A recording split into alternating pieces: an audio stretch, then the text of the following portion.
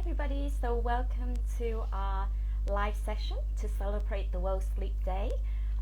We have sleep expert from World Sleep Society who's going to be giving some tips on why sleep matters. I'm Amy, the Assistant Group Director of Health, Sleep and Wellness at Langham Hospital Group. I want to introduce something that's very exciting with our group, that we've just launched the global sleep wellness program called Sleep Matters by Chuan, and this is actually an in-room offering to help to connect with our guests. So when they stay with us in the hotel, they can also have some me time in the guest rooms with some creative, customized Sleep Matters menus and also bedtime advice.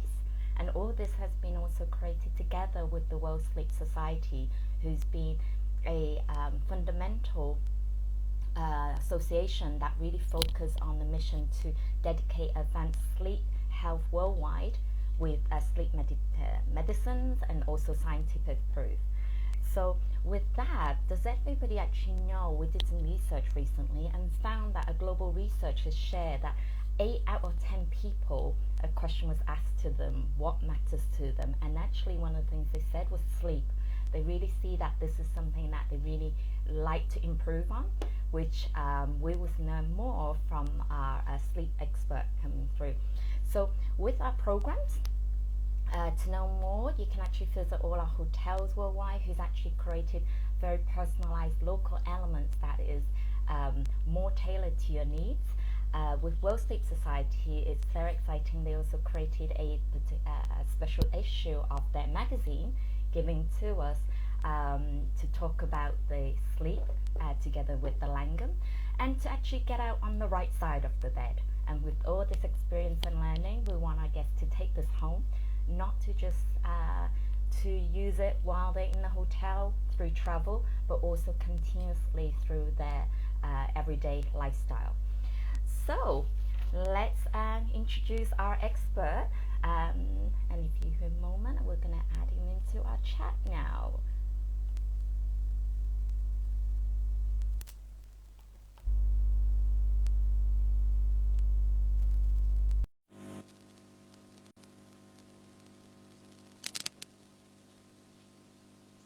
Okay, there we go. So I would like to introduce Professor Michael Gradisar to join us today to talk about why sleep matters. And we have some really great questions that he's going to be sharing, we're going to be asking. And also, audience, do feel free to actually share with us some of your questions that you would like to ask. So Michael, thank you so much for joining us today. Would you like to actually talk a little bit more, to share a little bit about yourself in your profession and how you actually connect and evolve with World Sleep Society? Yeah, and thanks for having me today as well. Basically, I've been working in the area of sleep since the 1990s. It's been my bread and butter. I've been a sleep researcher for over 20 years, and about 20 years as well, I've been working treating insomnia and circadian rhythm issues. And the way I've got connected with World Sleep is one of the obviously biggest sleep societies, and they sponsor conferences. And now what they've done is managed to connect with Langham Hotels as well, which is fantastic because it gives people a chance to actually talk to scientists, the people that are actually running these studies, discovering the sleep science. So rather than hearing it down the chain, and hearing a lot of different sort of variations, they're hearing the sort of clear information from us. So really appreciate that happening. Wow, that's really exciting, fantastic. Maybe I can start with a question over to you. So how to combat jet lag, and how does our, recently there's been a lot about chronotypes affect how we prepare for our travel? Yeah, that's a fantastic question, especially now as we're starting to travel again. So really, I'd like to break this down into probably different segments, because I think what a lot of people do is that they think about trying to deal with jet lag when they actually arrive at their destination. But the first thing that they should be doing is actually starting to prepare for their jet lag before they even get to the airport. And one of the first things that you need to do is really identify your chronotype. And your chronotype can be thought of as either being a late chronotype or being an early chronotype. And sometimes we've heard some people sort of talk about that you could be a different sort of animal when it comes to being a chronotype. The only animals that our sleep scientists actually identify with are the owl and lark. So we either are a night owl, we stay up late. I think you and me have had conversations about that. We're definitely night owls. And there's also the morning larks, the people that actually like the sunrise and think there's so much great things about getting up in the morning, but maybe they feel a bit sleepy in the evening. So people can really identify with themselves whether they like the nightlife or they like the mornings. And so you're either the morning type or you're the evening type. And that's really important because depending upon the direction that you travel, that's going to mean it might be easier or harder for you. So say, for instance, if you are a night owl, you find it easier to adapt to jet lag if you are traveling westward. If you're traveling eastward, it's a lot harder. If you're a morning type, you actually find the opposite. You find it easier to travel eastward as opposed to westward. So you really need to sort of think about who you are in terms of the type of chronotype you are, and then sort of think about, okay, which direction am I going? Is this going to be a bit more challenging, or am I going to be able to adapt a bit easier? So we could use some examples if you want for your listeners and to sort of get them to sort of understand what they can do in preparation. That would be great to understand how we can travel stress free. I mean, something that I have done, and I don't know if it's correct, and it'd be great to share with you, is that when I know that I'm going to from Hong Kong and I'm going to the United States, I actually try and turn my clock sleeping pattern as if they are in their location when I'm going to be landing. So trying to adjust when I'm in my country at the moment in order to adapt better. But I still find that when after getting on that plane and getting to going through that travel through the air, it just ends up you're still very imbalanced. Definitely. And you've just described that, let's go for starters, you're an evening type, so you're a night owl, and you're traveling eastward to the United States, which is in the worst direction for you and for me. So clearly we need a bit more preparation than those morning type of people. And when I say about preparation, that is a good tip to sort of think about the sort of time and be aware of the clock time over in your destination so you can get a sense of how your body needs to adapt and be awake for their day and how far away that is from yours. So for usually what you would do in case of, say, morning types, if they're traveling eastward, is that in the sort of 3 mornings before you're going to go overseas, try to gradually get up earlier. However, for us evening types, we're going to have to take a lot longer than 3 mornings to do that. We might have to double that. We might have to sort of think the week before, okay, we have to gradually start to get up. And that's exactly what myself and my family did the last time we went to North America. When we went to Canada, is that the week beforehand, we had to gradually get up half an hour earlier. And so we were sort of getting up at like 4 o'clock in the morning at some point. But that was still not in the sort of right time zone for Canada because it was such a big trip from, our time zones. So that's one example. If you're traveling eastward, the idea is to get up gradually earlier, but it's the complete opposite if you're going westward. So have you traveled to Europe as well? Yeah. Yes, my family's in Europe, so when I go there, I find just having 10 days there, by the time the jet lag is over, I have to come back. So I do find it takes a good 2 weeks to settle, to really enjoy the time zone when I'm there before I have to come back to Asia. Yeah, yeah, that's exactly right. And so what happens for us evening types are owls is that when we are traveling westward, say for Mhm. instance, yourself and myself, when we're going over to Europe, we actually have to stay up later and sleep in to try to adapt to their time zone. And we actually find that quite easy, And the thing is that when you're preparing to do that, you have to do all the naughty things. So if you're trying to remember this, for later future reference for anyone that's listening, you have to do the naughty things. You nap, you have coffee late at night, you do stimulating activity at night, you have the lights on, and you sleep in. That way you're getting your sleep-wake cycle closer to what it's actually happening over there in Europe. So those are some examples of, how to prepare for when you're going overseas. Right. And then also you were saying it's coming in different stages. So we prepare while in our own location. So then during the travel, what is that we can do actually to help to ease us to be stress free? Every time when I go on a business trip, I'm just thinking, okay, firstly, did I pack everything I need? And I'm always packing more than I should. And secondly, is I've got to make sure that I'm on time for that plane.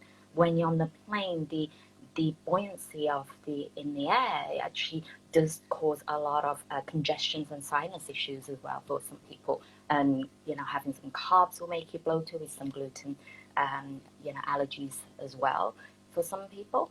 And then getting off the plane and trying to adjust. I mean, all that is so stressful already, right? Yeah, it can be. And, that varies for different people. I know people that just absolutely don't stress at all. They're sort of built with this gene when it comes to that sort of stuff. And a lot of us are sort of like, no, did I miss anything? So really, when you think about your own bedroom, you've controlled your sleep environment as best as you can. And now what you're doing is that you might say, for instance, especially if you're going on a long haul flight that's actually going to be sleeping overnight, you're not in control of that environment. And some of the biggest disturbances are movements, they can be air temperature, they can be noise, and they can be light. So the best things that people can do in terms of preparing and getting decent sleep on their flights, regardless if they're going west or if they're going east, is that they should be able to really try to control the amount of darkness that they get, for example. So like clearly you can have something like a sleep mask, and there's a whole range of different sleep masks that are available for people. They certainly supply them on the plane, but you can also try to get sleep masks for yourself. And maybe you want to do that before you actually go on the flight, so you can get used to that and prepare for that and sort of Right. adjust to it before you actually get on the flight. Actually, one thing that I do is that I wear a beanie, which again, I just sort of pull down over my eyes, and that sort of allows me to sort of control the darkness. But I guess the other thing is noise. And so clearly you've got to try to sort of dampen that noise. You can use something like earplugs. Mm-hmm. But another thing that people might want to do is also maybe if they feel comfortable enough, having some sort of headphones that allow them to sort of listen to something else rather than the sort of sounds that are occurring around them from other people making sounds. And this is why I wear a beanie, is that I'll have the actual headphones in there, but also by pulling the beanie over not only my eyes to control the Mm-hmm. darkness, but also my ears to sort of further muffle the sound. So those are a couple of ways that you can try to sort of control your environment as best as you can. And I actually like your suggestion about the beanie pulling over their head because I get so cold on these planes. It's either your feet or your head. I'm always getting off the plane when I'm just so body temperature is so different that it causes quite a lot of a congestion in the head area. So having the beanie to control temperature and I'd like to ask you, and we have a question from the audience to talk about actually what is a good room temperature to have in the hotel or even at home for a good night's sleep. Excellent question. And that's exactly what we were heading to, really, because I did my PhD in sleep and what's called thermoregulation, not only our body and the way it regulates temperature, but also the environment that's around us. And so when it comes to transferring heat, because that's exactly what happens, is that our body is trying to cool down as we sleep. And so it releases a lot of that heat from internally from the body through our hands and our feet, and even some aspects of our face. So we do actually need the air temperature to be cool enough so we can transfer that heat to the cooler environment. That actually helps. If we have the air temperature a bit too warm, it's going to struggle to be able to release that heat, and then it makes it uncomfortable, and it also makes it more difficult to fall asleep, especially if you suffer from something like insomnia. What my research showed was that people with insomnia tend to have a slightly higher body temperature. It's about half a degree higher across the 24-hour period. So they really do need to have a cool environment. And so you can do that at home. You don't have control over that in the plane, but certainly try to prepare. Like I said, I've got a beanie, for example. You might want to use gloves. You might want to use good socks. You might want to have a hoodie or something like this, something that helps you feel comfortable and at least thermally comfortable as well. And then when you get to your destination, and especially in the hotel, you've got some control over that cooling system. So again, experiment with having it just a little bit cooler, but not too cold that you feel uncomfortable. Talking about going landing on a destination, we also have an audience asking that the easiest way they find to adapt to a destination rhythm is actually landing on a morning flight, not taking a nap, to try to adapt to the time zone. And is that okay to do? That sounds like something that you would definitely do if you are traveling westward, I would have to say. But certainly, this is the fascinating thing to us circadian rhythm researchers is that when it comes to being able to move the timing of your circadian rhythm, which another term for it is chronotype or body clock, we can only shift the circadian rhythm by about half an hour per day. So for us, it's interesting that, like, say, for instance, if you're going from Hong Kong to the UK, you're actually unable to shift quick enough per day to be able to get into that time zone. So you basically sort of describe that by the time you sort of get there, you might then get closer to the sort of time zone being similar to your body clock, but then you're having to come back. But the thing is, we're hearing so much of people's reports that when they actually get there, some people are adapting very well and quicker than it would take to shift your body clock by half an hour each day.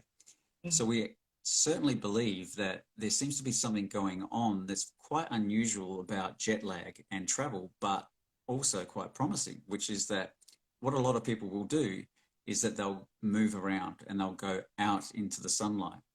And certainly those two aspects are incredibly important when it comes to informing our body clock of when it is day and night. And likewise, by that listener, what they were saying about avoiding having a nap, again, you're not sending a signal to your body clock that it's nighttime.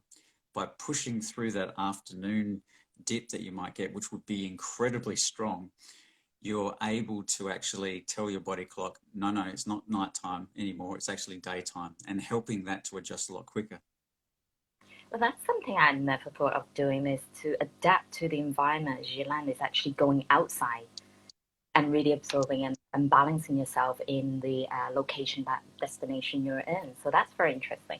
We also had an audience asking about how can I help my child to sleep when we travel. I mean, this I think is a big issue for everybody whenever we get on the plane, particularly if you're on a business trip. It's like, oh my God, I hope I don't sit near to a child because you don't know how to handle them, right? Absolutely. I mean, I've been traveling with my kids since they were 6 years old, and now the youngest is 18. So I certainly understand the sort of levels of what is defined as a child and how exciting it can be for them and how challenging it can be for parents. Now, to be honest, this is a very complex type of question to ask, but certainly if parents are moving around when they get to their destination, fantastic, because the kids are actually adapting to it as well. They will follow what parents do. Avoid napping so that the child avoids napping. Get out in the sunshine as much as you can. Even if it's a cloudy day, it's really healthy to adapt. And moving around is absolutely fantastic. The trick of it is, I think, that a lot of parents are very concerned, will my child be the one that's awake the whole night on the plane because they've got this screen in front of them, they've got nothing else to do. Now, I might say something a little bit controversial here, but I've done a lot of work with melatonin, for example.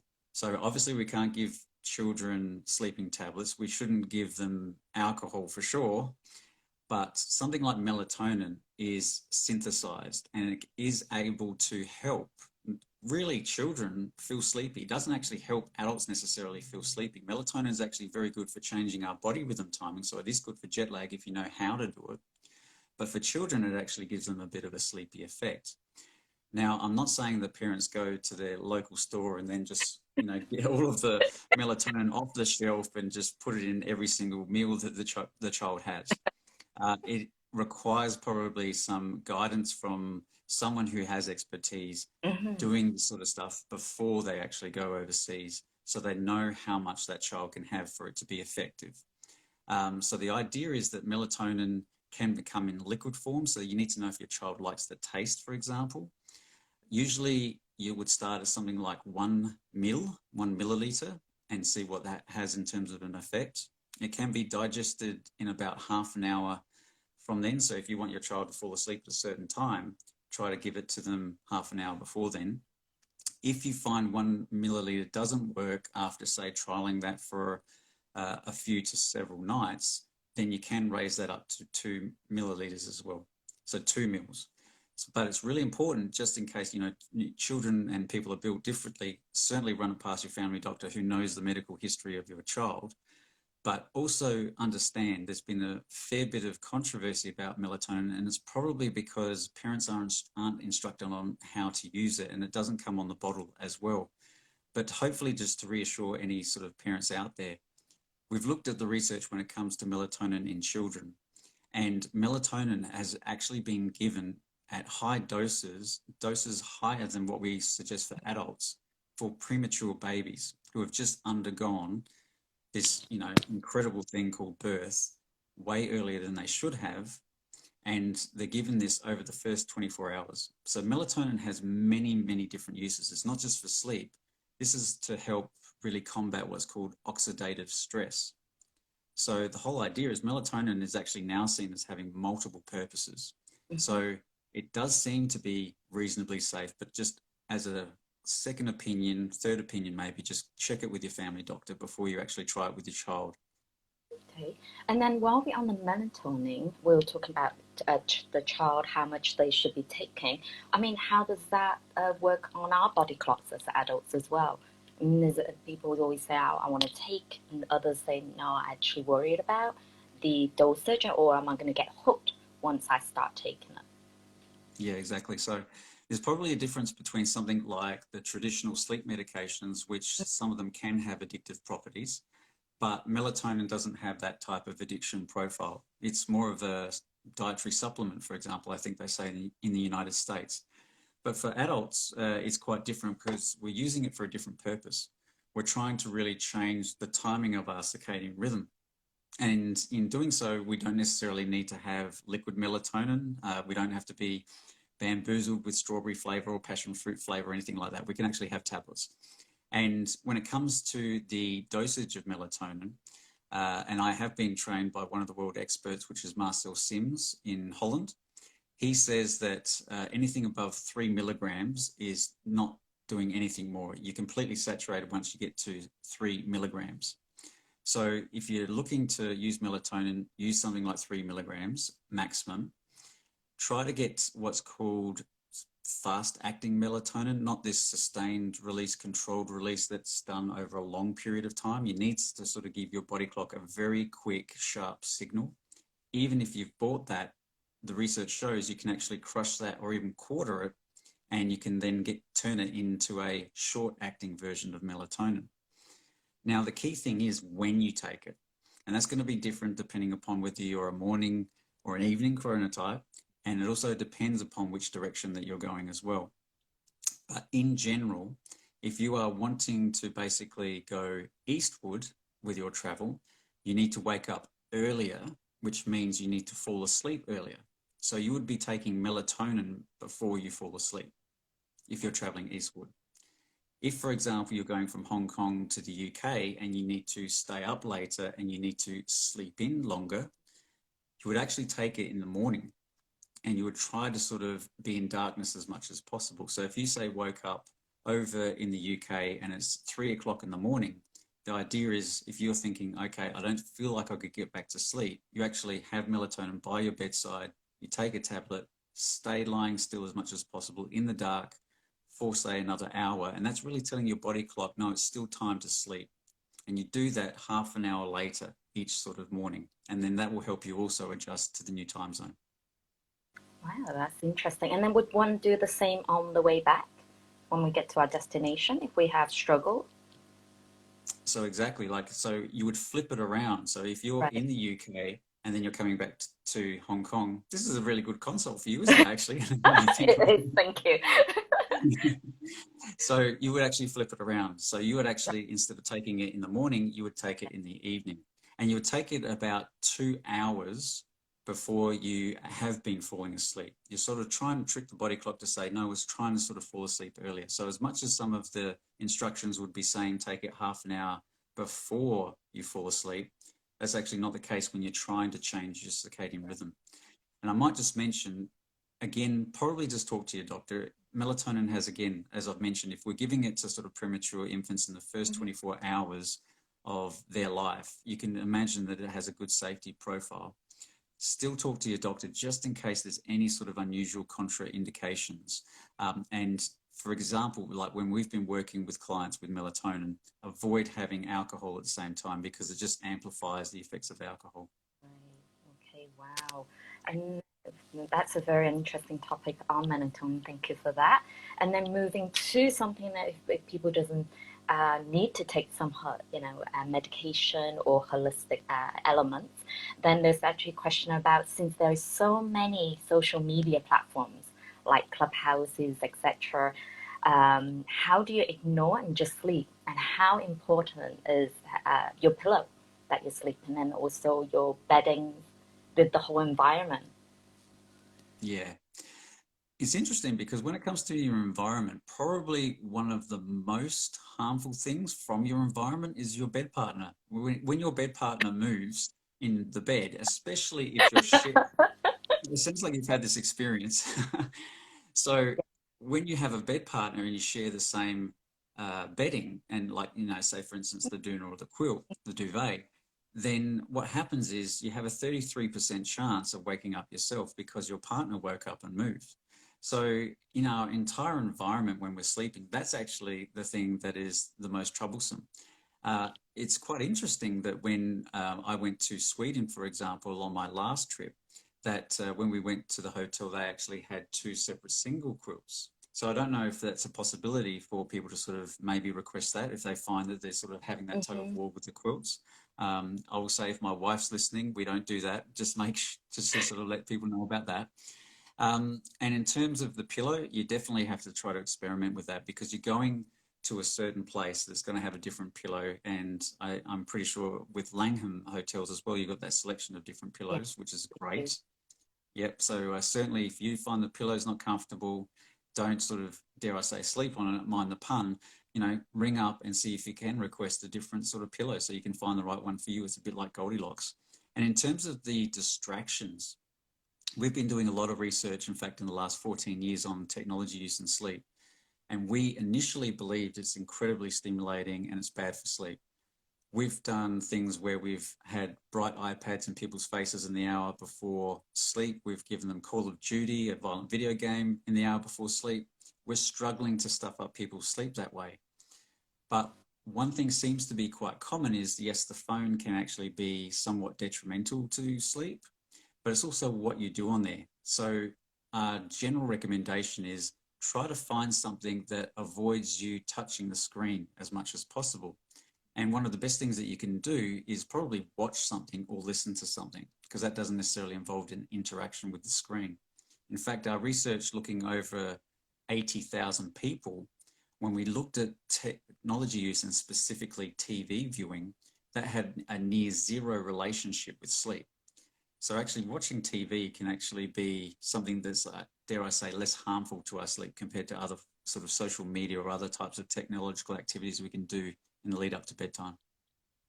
But doesn't that sometimes, because I guess it's for myself, when I'm actually watching a drama on TV and it's, there's a few sessions or it continues one after the other, you are so geared up to the program that you just don't want to stop. So once that sleep pattern of yourself needing to sleep and you just geared and strongly kept awake through it, it's just too hard to fall asleep after, no?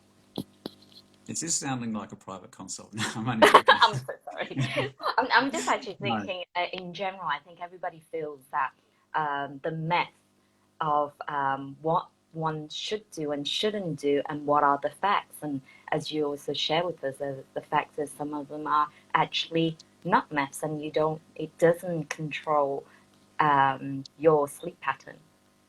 Yeah, but you've basically asked a question that aligns with our research, and clearly it's going to be what other listeners want to hear as well, which is that some of our research has found that when we get people to fall asleep at the time that they're supposed to fall asleep, regardless if they've had a bright iPad, regardless if they've played a violent video game, they fall asleep reasonably well. But when they get caught up using their technological device, that's when they start to push sleep later. And that's exactly what you described. And we have learned more in the past sort of 5 to 7 years about how technology companies already know about this. They know about certain vulnerable psychological characteristics that people will have and ways in which they can actually continue starting to use their product. So really, the best advice there is to sort of be educated about it. If people haven't seen something like The Social Dilemma, it's absolutely fantastic to get an insight into what companies are actually doing on their side of the fence to try to get us to use their products. And that will raise your awareness. But a simple thing you can do is actually, believe it or not, set an alarm. Keep what am I trying to say? Be more aware of what the time is, because you can lose track of time. So I think it's still quite fine to watch television, but practice being strict with yourself and setting a time to say, regardless of what's going to happen in this show, I need to actually stop now. I'll watch it tomorrow. Very interesting with that. So there's also another question about food that we intake. So is there any, particular food elements or what type of food one should eat at what particular time? Because does it really affect us sleeping? Yep, fantastic question. We've looked at the research when it comes to, say, for instance, a spicy meal or a large meal or a carbohydrate-rich meal, and they don't really impact sleep. It's the two biggest things that we can consume that affect sleep is caffeine and alcohol. So alcohol is what you would call a depressant. It helps us to feel sleepy. But once we're asleep, we get poor quality sleep from the alcohol, because the alcohol is still trying to be produced and we're not really allowing our organs to sort of do other things that it should be doing to get restful sleep. One of the key things that alcohol does is that it actually suppresses a type of sleep called REM sleep, which is rapid eye movement sleep. And hopefully a lot of people have, been more aware of REM sleep. And hopefully, for example, even like with, say, Matthew Walker's research, where he's been looking at the effect of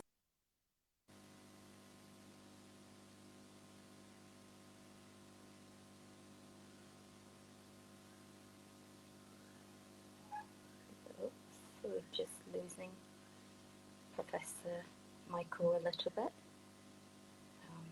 Just soon he'll be dialing back through. Just bear with us for a moment.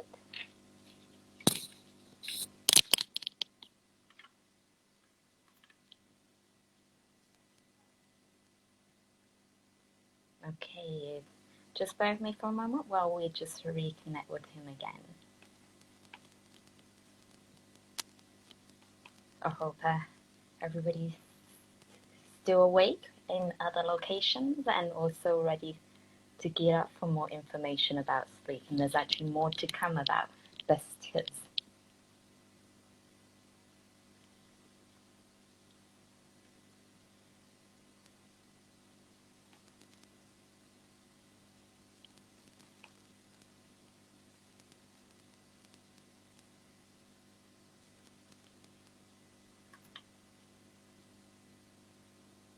Soon to be joining.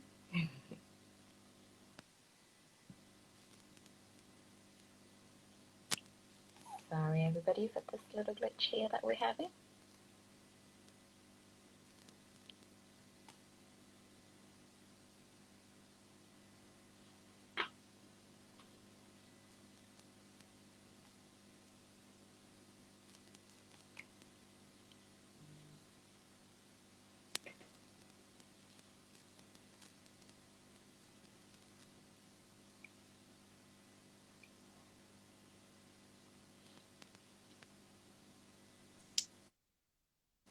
Hello. Yes, you're back. We love technology. There you go. as soon as I bag the technology people, then I can't. It's technology's telling us, wow, we can't live without it. We do need it. And as you said, it's actually how we use it. And welcome back again. So on the talk, what you were sharing about the myths and also the what are the facts, and that you're saying that on the market now, there's actually more manufacturers are coming out with sleep devices, sleep analysis. I mean, does all that help to actually analyze your sleep better? Yeah, I would say that when it comes to a lot of what we call wearables, when people are sort of obviously wearing some of these watches or other sorts of devices, they're very similar to what has happened previously for us sleep researchers. We've been using these since the 1990s, and it's very clear that they're quite reliable when it comes to knowing when you fall asleep and when you wake up. The Hmm. stuff in between, when it's trying to say whether you're awake or asleep and what sort of stage of sleep that you're in, they're not so great at knowing that. But when it comes to really doing something like minimizing jet lag, you really need to know roughly when you're falling asleep and when you're waking up, because we're trying to change that. So in that particular case, these wearables and devices can be quite great for doing something like that and using them, but paying more attention to when you fell asleep and when you woke up, not taking too much value, I guess, at this point at how much sleep you got, or maybe even what your sleep score is and so forth. We really want to sort of focus on, we want to change our sleep time so that we're now in the zone of the destination that we're going to. Okay, interesting. And then, what is the best 5 tips that you can share with our audience today on how to get a better night's sleep? Well, it's good that we've managed to tap on some of those, which has been fantastic. And I think the one thing that I would love to sort of get across to people is to really sort of think about technology use in a different way. We're getting told so much that, you shouldn't have technology in the bedroom, you shouldn't use technology in the hour before sleep. I've been working with people that have had sleep issues since the year 2000. And even before we had smartphones, people were not having the TV in their bedroom, but they're still having trouble falling asleep. And I had that impression back then that no, maybe you could actually watch TV, as long as the sort of volume's down, the brightness is down, and so forth. And we would experiment with that. And I would encourage people to experiment for themselves, like probably try to use almost like softer forms of technology use in the lead up to bedtime.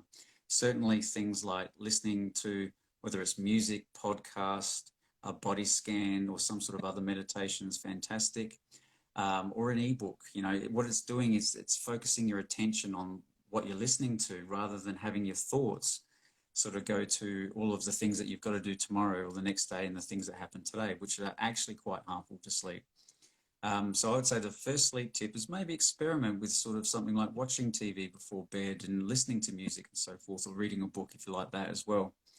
Another sleep tip we've talked about, it's really important to make sure that your environment is fantastic. So certainly try to experiment with the nice sort of temperature that you would need to really release that body heat and to be able to sort of have a nice cool environment. The other one, I don't know if people want to experiment with this too much, but you might want to sort of think about your bed partner and whether you need to sort of have separate quilts or juners. Some people have gone as far as saying, I can't sleep next to my, I'll use a stereotypical thing here, husband, because they snore like a freight train. And so I need to maybe move him out, or maybe I need to go out for a couple of nights to get some good night's sleep. And clearly, I think the biggest things that when we hear about people having insomnia is that they certainly also have difficulty worrying about things that they've got to do. There might be a sleep tip where people have heard to sort of, if you're thinking about this in bed, write it down next to you on a piece of paper, and then you've got it out of your head. That's not the full complete technique. The actual technique is to say, do this in the evening, not when you're in bed. Write your thoughts, or I should say your top worries down. Next to each worry, put next to that a solution. And then when you go to bed and you start to have those thoughts come into your mind, you can remind yourself, no, I've got a solution for that. I'm going to work on that tomorrow. And if it keeps happening, you keep telling yourself that. And with practice, we find that that helps to at least make that process of falling asleep not so bad, which is really great. Well, fantastic. Well, it's a pleasure to have you, Mike, join us today. And thank you, all the audience, for listening in. And if you want to find out more about Sleep Matters by Chuan, do visit our nearest Langham group hotels, which is around the globe. And stay well, sleep well, and goodbye for now. Thank you.